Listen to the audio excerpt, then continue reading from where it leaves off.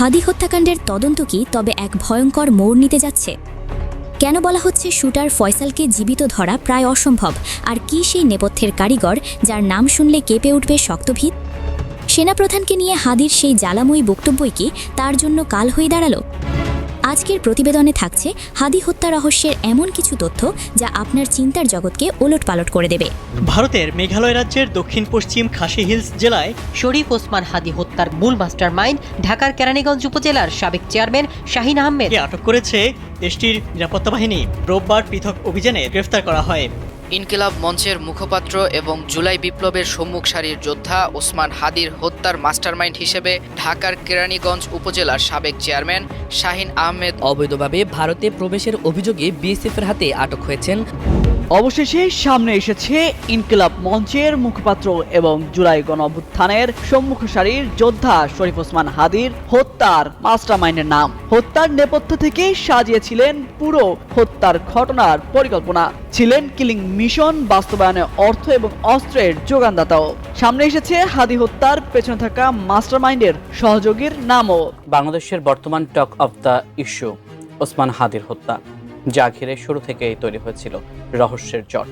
তবে এবার সে রহস্যের জট ধীরে ধীরে খুলতে শুরু করেছে। একে একে সামনে আসছে ওসমান হাদির হত্যাকাণ্ডের পেছনের চাঞ্চল্যকর তথ্য। বেরিয়ে এসেছে হাদি হত্যার মাস্টারমাইন্ড হিসেবে ঢাকার কেরানীগঞ্জ উপজেলার সাবেক চেয়ারম্যান শাহিন আহমেদ ওরফে শাহিন চেয়ারম্যানের নাম উঠে এসেছে। গোয়েন্দা জালে অবশেষে উঠে এসেছে সে অদৃশ্য গডফাদারের নাম। ঢাকার কেরানীগঞ্জের ত্রাস সাবেক উপজেলা চেয়ারম্যান শাহিন আহমেদ ওরফে শাহিন চেয়ারম্যান। শত ব্যর্থতার মধ্যেও ডক্টর ইউনূস সরকার বিরাট সিদ্ধান্ত নিতে পারছে। আমরা এই ক্ষেত্রে সরকারের পাশে আছি। ওসমান হাদির হত্যাকারীদের বিষয়ে সরকার মুখ খুলতে ভয় পাচ্ছে, কারণ সরকার সংশ্লিষ্ট এমন কেউ জড়িত যাদের বিরুদ্ধে পদক্ষেপ নেওয়াটা এখন সরকারের জন্য অত্যন্ত কঠিন, অথবা এমন রাজনৈতিক শক্তি জড়িত যাদের বিরুদ্ধে পদক্ষেপ নিলে বা যাদের নাম বললে নির্বাচন বানচাল হয়ে যেতে পারে। ভারতে পালিয়ে গিয়েও শেষ রক্ষা হলো না হাদির খুনিদের। ফেসবুক লাইভে এসে মূল পরিকল্পনাকারীর নাম প্রকাশ করলো শুটার ফয়সাল। সম্মানিত দর্শক, আসসালামু আলাইকুম। নতুন একটি নিউজে আপনাকে স্বাগতম। প্রিয় দর্শক, এবার আর শেষ রক্ষা হলো না বহুল আলোচিত ওসমান হাদির খুনিদের। ওসমান হাদির খুনি ফয়সাল এইমাত্র ভারতের পুলিশের হাতে গ্রেপ্তার। এদিকে ওসমান হাদির হত্যার মাস্টারমাইন্ড শাহিনকে কেরানীগঞ্জের গোপন জায়গা থেকে গ্রেপ্তার করল র্যাব। অপরদিকে শত ব্যর্থতার মধ্যেও ইউনূস সরকারের বিরাট সিদ্ধান্ত। দেশে কত বড় ঘটনা ঘটে গেছে দেখুন। প্রিয় দর্শক, ওসমান হাদির খুনিদের গ্রেপ্তার, দেশজুড়ে আসন্ন ভয়াবহ পরিস্থিতি এবং রাজনীতির অন্দরমহলে ঘটে যাওয়া সর্বশেষ খবরাখবর জানতে ভিডিওটি শুরু থেকে শেষ পর্যন্ত ধৈর্য সহকারে দেখে একটি লাইক দিয়ে সবাইকে বেশি বেশি করে শেয়ার করে দিন। সেই সাথে আমাদের চ্যানেলে নতুন হলে চ্যানেলটি সাবস্ক্রাইব করে পাশে থাকা বেল আইকনে ক্লিক করে রাখুন। আমাদের ভিডিওটি আপনি বাংলাদেশের কোন জেলায় বসে দেখছেন বা শুনছেন সেটি অবশ্যই কমেন্ট বক্সে কমেন্ট করে জানিয়ে দিতে ভুলবেন না। চলুন আর কথা না বাড়িয়ে ভিডিওটিতে একটি লাইক দিয়ে ধারাবাহিকভাবে আজকের বিস্তারিত গুরুত্বপূর্ণ খবরগুলো দেখে আসি। আপনি মনে রাখেন, এই ওয়াকার সাহেব অথবা আর্মি যদি কোনো কু করার চেষ্টা করে, জনগণ গিয়ে ক্যান্টনমেন্টের ইট খুঁজে নিয়ে আসবে ইট। আপনাকে জিজ্ঞেস করতে চাই, আপনি কি বাংলাদেশের সেনাপ্রধান নাকি আপনি ভারতের সেনাপ্রধান? আপনার বক্তব্য, আপনার কথা আর ভারতের বক্তব্যের মধ্যে তো কোনো তফাৎ নাই। হাদি হত্যাকাণ্ডের তদন্ত কি তবে এক ভয়ঙ্কর মোড় নিতে যাচ্ছে? কেন বলা হচ্ছে শুটার ফয়সালকে জীবিত ধরা প্রায় অসম্ভব? আর কি সেই নেপথ্যের কারিগর যার নাম শুনলে কেঁপে উঠবে শক্তভিত? সেনাপ্রধানকে নিয়ে হাদির সেই জ্বালাময়ী বক্তব্যই কি তার জন্য কাল হয়ে দাঁড়ালো? আজকের প্রতিবেদনে থাকছে হাদি হত্যা রহস্যের এমন কিছু তথ্য যা আপনার চিন্তার জগৎকে ওলটপালট করে দেবে। এতদিন আমরা যা শুনে আসছি, হয়তো তার চেয়েও ভয়ঙ্কর সত্য অপেক্ষা করছে পর্দার আড়ালে। ইউনূস প্রশাসন এখন নড়ে চড়ে বসেছে। গোয়েন্দা সংস্থা DGFI এর একটি সূত্র দাবি করছে হাদি হত্যাকাণ্ডের মূল শিকড় অনেক গভীরে। ফয়সাল করিম মাসুদ ভারত পালিয়ে গেছে বলে যে খবর ছড়িয়েছে তার কোনো শক্ত প্রমাণ নেই, বরং আশঙ্কা করা হচ্ছে ফয়সালকে যদি জীবিত উদ্ধার করা যায় তবে থলে থেকে এমন এক বিড়াল বেরিয়ে আসবে যা রাষ্ট্রের গুরুত্বপূর্ণ স্তম্ভগুলোকে কাঁপিয়ে দিতে পারে। এই কারণেই কি তবে ঘাতককে জীবিত ধরার পথ রুদ্ধ করা হচ্ছে? ভিডিওর এই অংশে আমরা ফিরে যাব হাদির সেই সাহসী দিনগুলোতে। শরীফ ওসমান হাদি কেবল একজন সমন্বয়ক ছিলেন না, তিনি ছিলেন অন্যায়ের বিরুদ্ধে এক নির্ভীক কণ্ঠস্বর। সেনাপ্রধান ওয়াকার উজ জামানকে উদ্দেশ্য করে তার সেই ঐতিহাসিক প্রশ্ন, ওয়াকার, আপনি কি বাংলাদেশের সেনাপ্রধান নাকি ভারতের? এবং সেনাবাহিনী কু করলে ক্যান্টনমেন্টের সব ইট খুলে নিয়ে আসব। আপনি মনে রাখেন, এই ওয়াকার সাহেব অথবা আর্মি যদি কোনো কু করার চেষ্টা করে, জন খুঁজে নিয়ে আসবে ইট। আপনাকে জিজ্ঞেস করতে চাই, আপনি কি বাংলাদেশের সেনাপ্রধান নাকি আপনি ভারতের সেনাপ্রধান? আপনার বক্তব্য, আপনার কথা আর ভারতের বক্তব্যের মধ্যে তো কোনো তফাৎ নাই। এই বক্তব্যগুলো কি তাকে প্রভাবশালী মহলের চক্ষুশূল করে তুলেছিল? অনেকেই সন্দেহ করছেন এই সরাসরি চ্যালেঞ্জই হয়তো হাদির জীবনের সবচেয়ে বড় ঝুঁকি হয়ে দাঁড়িয়েছিল। ইনকিলাব মঞ্চ পরিষ্কার জানিয়ে দিয়েছে তারা কোনো বন্দুকযুদ্ধের নাটক দেখতে চায় না। তারা চায় খুনি ফয়সালকে জীবিত গ্রেফতার করা হোক। কেন এই দাবি? কারণ অতীতের ফ্যাসিবাদী শাসনামলে দেখা গেছে গুরুত্বপূর্ণ মামলার তথ্য ধাপাচাপা দিতে আসামিকে ক্রসফায়ারের নামে সরিয়ে দেওয়া হতো। হাদি হত্যার মাস্টারমাইন্ড কি তবে সেই একই পুরনো দাবার চাল চলছেন? ফয়সাল যদি মারা যায় তবে আসল হোতার নাম কোনোদিন প্রকাশে আসবে না, এই আশঙ্কা এখন জনমনে তীব্র। হাদি হত্যাকাণ্ডের পর সরকার নড়েচড়ে বসেছে। জুলাই বিপ্লবের সম্মুখ সারির যোদ্ধা ও সমন্বয়কদের জীবনের ঝুঁকি বিবেচনায় তাদের জন্য বিশেষ নিরাপত্তা ও গানম্যানের ব্যবস্থা করা হয়েছে। তালিকায় রয়েছেন নাহিদ ইসলাম, হাসনাত আবদুল্লাহ ও ডাক্তার শফিকুর রহমান সহ বেশ কয়েকজন শীর্ষ নেতা। এমনকি ব্যারিস্টার আন্দালিব রহমান পার্থ ও জোনায়েদ সাকির মতো নেতাদেরও নিরাপত্তা জোরদার করা হয়েছে। শহীদ হাদির পরিবারকেও দেওয়া হচ্ছে বিশেষ পুলিশি প্রহরা। এটি কি তবে কোনো বড় ষড়যন্ত্রের আভাস যা রাষ্ট্র আগেভাগেই টের পেয়েছে? গত রবিবার রাষ্ট্রীয় অতিথি ভবন যমুনায় এক উচ্চ পর্যায়ের বৈঠকে প্রধান উপদেষ্টা ডক্টর মুহাম্মদ ইউনুস স্পষ্ট নির্দেশ দিয়েছেন, নির্বাচনের আগে যে কোনো মূল্যে হাদির খুনিদের ধরতে হবে। পুলিশ জানিয়েছে সিসিটিভি ফুটেজ দেখে ইতোমধ্যে ৩১ জনকে শনাক্ত করা হয়েছে এবং ৬ জনকে গ্রেফতার করা হয়েছে। এদের মধ্যে কাশেম ফারুকি ও সাইদুর রহমানের মতো ব্যক্তিদের নাম উঠে এসেছে। চট্টগ্রামের ভারতীয় হাইকমিশনের পাশে বিশৃঙ্খলাকারীদেরও চিহ্নিত করা হয়েছে। সরকার এখন জিরো টলারেন্স নীতিতে এগোচ্ছে। শরীফ ওসমান হাদি হত্যার বিচার কেবল একটি পরিবারের বিচার নয়, এটি জুলাই বিপ্লবের চেতনার বিচার। অপরাধী যদি পাহাড়ের চূড়ায় বা মাটির গভীরেও লুকিয়ে থাকে, তাকে খুঁজে বের করাই হবে এই প্রশাসনের সবচেয়ে বড় চ্যালেঞ্জ। আমরা চাই না হাদির রক্ত বৃথা যাক। আল্লাহ হাদি ভাইকে জান্নাতুল ফেরদাউস দান করুন এবং দেশ থেকে এই খুনি মাফিয়া চক্র নির্মূল হোক। বন্ধুরা, হাদি হত্যাকাণ্ডের নেপথ্যে থাকা এই মাস্টারমাইন্ড নিয়ে আপনার কি ধারণা? আপনি কি মনে করেন খুনি ফয়সালকে জীবিত ধরা সম্ভব হবে? আপনার মতামত কমেন্টে জানান। ভিডিওটি ভালো লাগলে একটি লাইক দিন এবং সত্যের লড়াইয়ে আমাদের সাথে থাকতে চ্যানেলটি সাবস্ক্রাইব করুন। এক হাদির প্রেরণা থেকে জন্ম নেবে লক্ষ হাদি, যাদের ভয় দেখিয়ে দমিয়ে রাখা যাবে না। জানাজায় অংশ নিয়ে এমন প্রত্যয় জানান সাধারণ মানুষ। আর রাজনৈতিক নেতা ও বিশিষ্টজনরা বলছেন, হাদির স্বপ্নের আধিপত্যবাদহীন বাংলাদেশ গড়তে পারলে শান্তি পাবে তার বিদেহী আত্মা। সার্বভৌমত্ব রক্ষার তিনি প্রতীক হয়ে উঠছিলেন। সেই জায়গা থেকে আমরা মনে করছি যে এই ওসমান হাদিকে হারানো বাংলাদেশের জন্য অনেক বড় একটি অপূরণীয় ক্ষতি। ভারতীয় যে আগ্রাসন, আমাদের যে আমলের যে আগ্রাসন, এই আগ্রাসনটা আমাদের বাইরে হতে হবে। আর হাদির মতো রাজনীতিবিদ পৃথিবীতে বারবার আসে না। এখান থেকে আমরা শপথ নিয়ে যাব যে হাদির যে বাংলাদেশ চাইছিল সেই বাংলাদেশ আমরা প্রতিষ্ঠিত করে ছাড়ব। এখানে আমরা মূলত আসছি নারায়ণগঞ্জ থেকে। আমরা এখানে একটা উদ্দেশ্যে আসছি যে আমাদের হাদি ভাইয়ের রক্ত বৃথা যায়নি, এটা আমাদেরকে বোঝাতে হবে। হাদি শুধু হাদি নয়, হাদি আমাদের নতুন বাংলাদেশ জুলাই শক্তিকে একত্রিত করার একটা শক্তি, একটা মায়া মমতা, একটা এমন স্পিরিট তৈরি হয়েছে, মনে হয়েছে আমাদের জন্য হাদি বাংলাদেশে আরো বেশি দিন বেঁচে থাকা দরকার ছিল। দেশীয় এবং বিদেশীয় সকল চক্র যারা গণতন্ত্রের পথে বাধা হয়ে দাঁড়াতে চায়, যারা নির্বাচনকে বাধাগ্রস্ত করতে চায়, তাদেরকে আমরা সমুচিত জবাব দেব।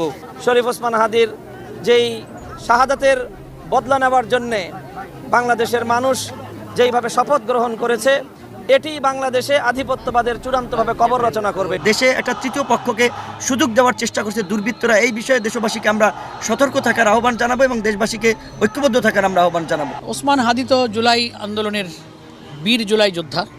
নানা ধরনের আগ্রাসন, বিশেষত ভারতীয় আগ্রাসন থেকে মুক্ত করতে পারি এবং এই বাংলাদেশে যেন একটা গণতান্ত্রিক ধারা বিরাজমান থাকে এবং তারা যে বাংলাদেশ গঠন করতে চেয়েছিলেন সেই বাংলাদেশের পথে যেন আমরা কাজ করে যেতে পারি।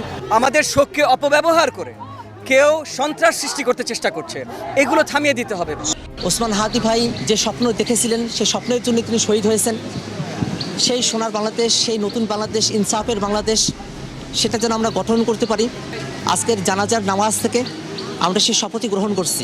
আজকে একজন হাদি ভাইয়ের যে হত্যাকাণ্ড শহীদ করে দেওয়া হয়েছে, আজকে বাংলাদেশের লক্ষ লক্ষ যুবক আপনারা দেখছেন যে পুরো হাদি ভাইকে ওন করতেছে। হাদি ভাই একজন ব্যক্তি না, তিনি একটি চরিত্র, তিনি একটি স্বপ্ন এবং তিনি একটি জাগরণ, তিনি একটি বিপ্লব। আজকে তার জানাজায় লাখো কোটি মানুষ যেভাবে জমায়েত হয়েছে এবং সবাই শপথ নিয়েছে বাংলাদেশ থেকে ভারতীয় আধিপত্যবাদের রাজনীতি বিতাড়িত করবে। জাতীয় কবির পাশে সমাহিত করায় ওসমান হাদির প্রতি যথাযথ সম্মান প্রদর্শন হয়েছে বলে জানান ঢাকা বিশ্ববিদ্যালয়ের ভিসি অধ্যাপক নিয়াজ আহমেদ খান। ঢাকা বিশ্ববিদ্যালয়ের এই কবরস্থানে সমাধিতে খুব অল্প সংখ্যক সৌভাগ্যবান মানুষের স্থান হয়। আপনারা সেটি জানেন, শেষবার 2012 সালে এরকম একটি সিদ্ধান্ত নেওয়া হয়েছিল আমাদের একজন শ্রদ্ধেয় সহকর্মীর জন্য। এর আগে 1981 সালে এরকম সিদ্ধান্ত হয়েছিল।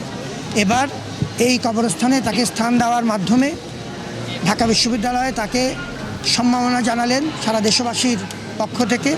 ইজ্জত সম্মানের মালিক আল্লাহ, সে চাইছিল যে বাংলাদেশে ইনসাফ প্রতিষ্ঠা করতে এবং মানুষের অধিকার প্রতিষ্ঠা করতে চেয়েছিল।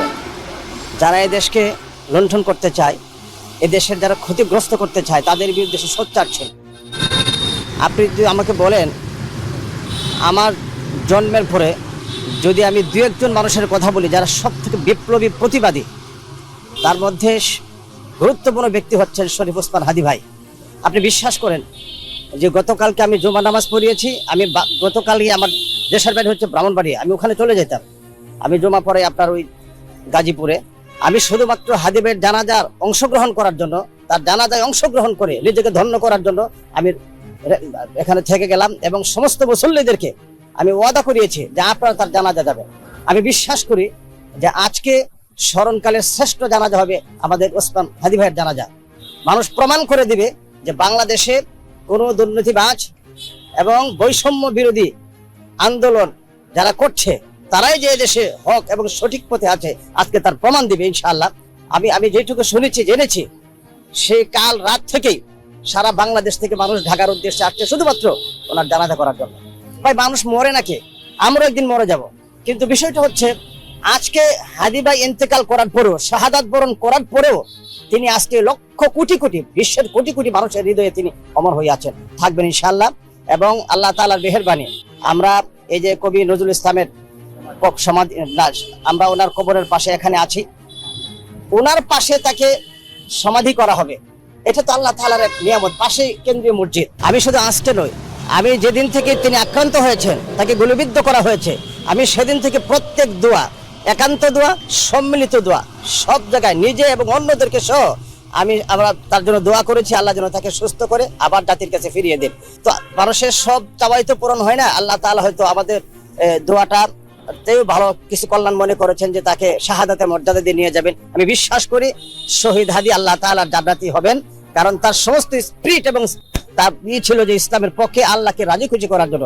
তার একটা কথা আমাকে খুব উৎসাহ যোগায় এবং আমাকে খুব কান্না পায়, সেটি হচ্ছে তিনি বলতেন যে আমি 50 বছর বেঁচে থেকে কি হবে যদি আমাকে দিয়ে কিছুই না হয়, আমি যদি 5টা বছর বাঁচি যথেষ্ট। এবং আরেকটা কথা বলতো যে ভাই, আমাদের জীবনটা এমন হবে যে আমরা চলছি, আন্দোলন করছি, প্রতিবাদ করছি, হকের পক্ষে থাকছি, ইনসাফের কথা বলছি, উম্মার কথা বলছি, এই অবস্থা যদি আমাদেরকে একটু গুলি করে আমাদেরকে শেষ করে দেয়, আলহামদুলিল্লাহ। সে কিন্তু এটা মানে প্রত্যাশী ছিল যে আমি হকের পক্ষে থেকে যেন আমি আমার রবের কাছে তার সন্তুষ্ট নিয়ে তার কাছে যেতে পারি, এটা কি তার প্রত্যাশা ছিল। এই জন্য আমি তার রুহের মাগফিরাত, কালকে জুমার আবার সানি খুতবা যেটা, সেটা আমরা আরবিতে দেই, সেই দোয়া তো আমি তার নাম উল্লেখ করে আমি দোয়া করেছি, মুসল্লিদেরকে নিয়ে দোয়া করেছি। এবং আমি ইনশাআল্লাহ ওয়াদাবদ্ধ, আল্লাহ আমাকে যতদিন দুনিয়া রাখে ইনশাআল্লাহ আমি তার জন্য দোয়া করে যাব। কারণ এমন একটা মানুষ বাংলাদেশে 100 বছরের ভিতরে হবে কিনা জানি না, তবে সেইটা আমি বিশ্বাস করি এক হাদি ইন্তেকালের পর, শাহাদাত বরণ করার পরে বাংলাদেশে প্রত্যেকটা ঘরে ঘরে হাদির স্পিরিট তৈরি হয়েছে ইনশাআল্লাহ। এখান থেকে স্বাভাবিক 1-1.5 ঘন্টার সময় লাগে, এটা শেষ হলে আমরা গোসলের কার্যক্রম শুরু করবো ইনশাআল্লাহ। 11টা 11:30 এরকম একটা টাইম দেওয়া ছিল, বাকি এখন এখানে শেষ হওয়ার সাথে সম্পৃক্ত পোস্টমর্টম করবে ইনশাআল্লাহ। হ্যাঁ, পরে ওখানে গোসল হওয়ার পরে তার জানাজার মানিক মেহবিনে তুলে যাবে ইনশাআল্লাহ। বাইরের জন্য খুব কষ্ট হইতেছে আমাদের বাংলাদেশের মানুষের, যে কি একটা অবস্থা কইরে গেছে এই বর্তমান আওয়ামী লীগ আমলে ওসমান হাদি ভাইরে যে গুলি করছে। আমরা সারা বাংলাদেশের মানুষ আজকের মর্মাহত। আমাদের খুবই কষ্ট হইতেছে যে আমাদের একজন জুলাই আন্দোলনের যোদ্ধা ভাইরে আমরা হারিয়ে ফেলেছি, আমাদের মাঝে আর নাই। অবশেষে সামনে এসেছে ইনকিলাব মঞ্চের মুখপাত্র এবং জুলাই গণঅভ্যুত্থানের সম্মুখ সারির যোদ্ধা শরীফ ওসমান হাদির হত্যার মাস্টারমাইন্ডের নাম। হত্যার নেপথ্য থেকে সাজিয়েছিলেন পুরো হত্যার ঘটনার পরিকল্পনা, ছিলেন কিলিং মিশন বাস্তবায়নে অর্থ এবং অস্ত্রের যোগানদাতাও। সামনে এসেছে হাদি হত্যার পেছনে থাকা মাস্টারমাইন্ডের সহযোগীর নামও। এবার এই হত্যাকাণ্ড নিয়ে গোয়েন্দাদের হাতে এসেছে চাঞ্চল্যকর কিছু তথ্য। গোয়েন্দা প্রতিবেদনে মাস্টারমাইন্ড হিসেবে ঢাকার কেরানীগঞ্জ উপজেলার সাবেক চেয়ারম্যান শাহিন আহমেদ ওরফে শাহিন চেয়ারম্যানের নাম উঠে এসেছে।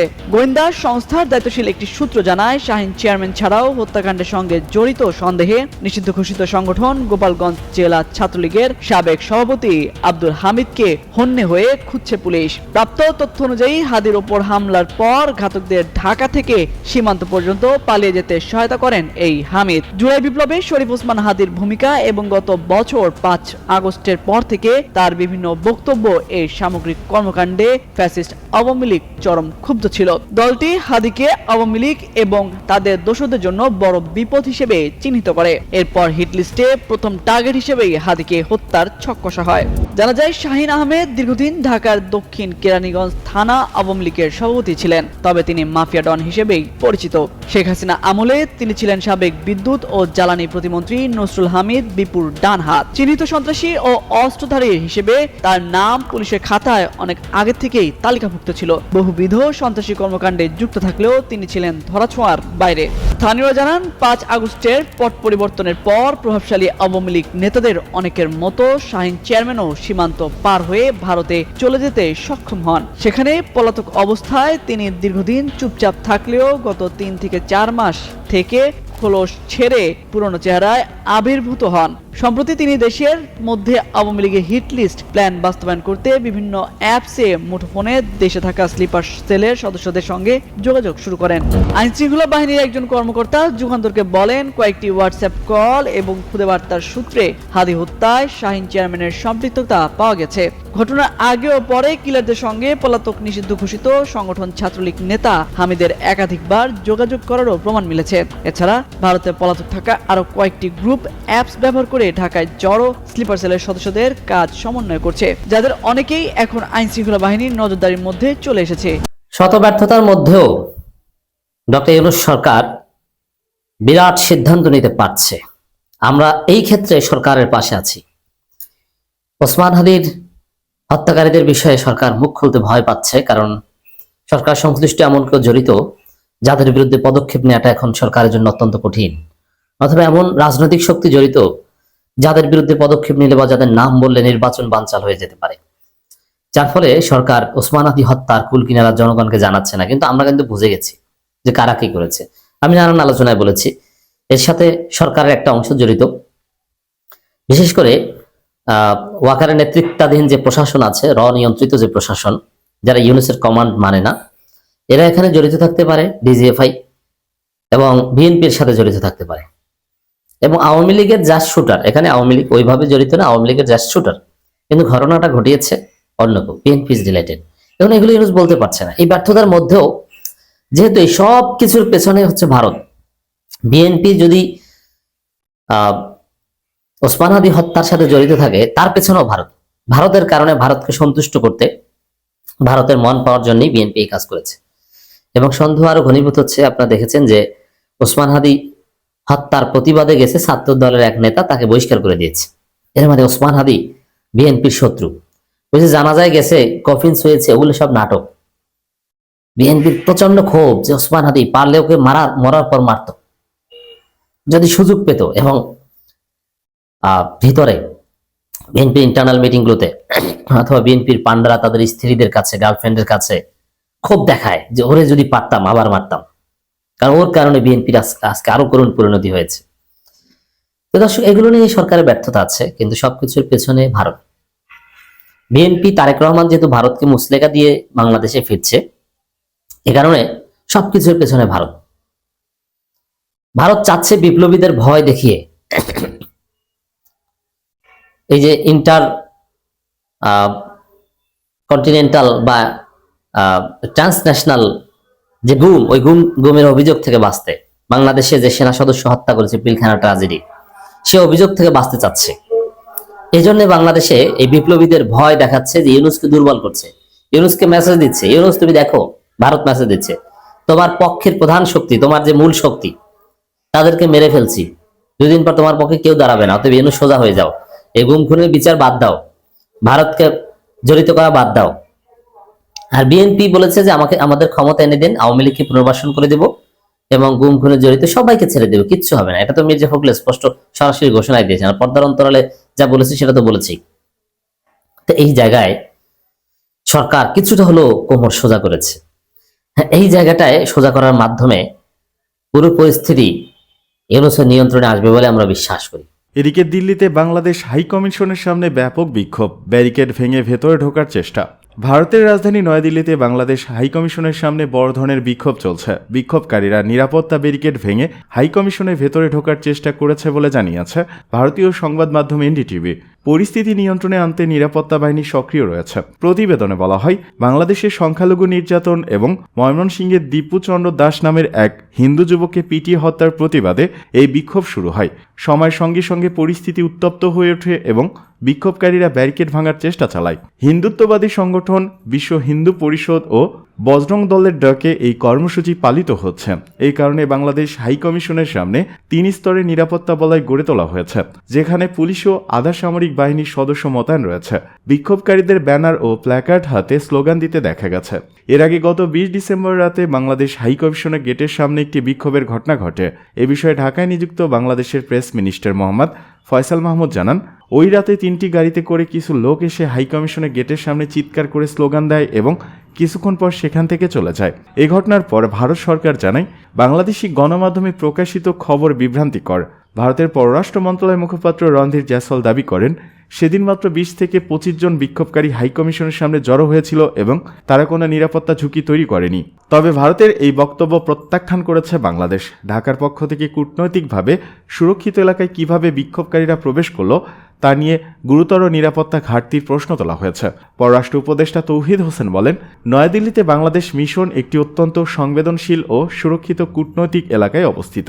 অনুমতি ছাড়া সেখানে এ ধরনের বিক্ষোভের ঘটনা স্বাভাবিক নয়। তিনি প্রশ্ন তোলেন, কিভাবে উগ্র সংগঠনের সদস্যদের একটি দল সেখানে প্রবেশ করতে সক্ষম হলো।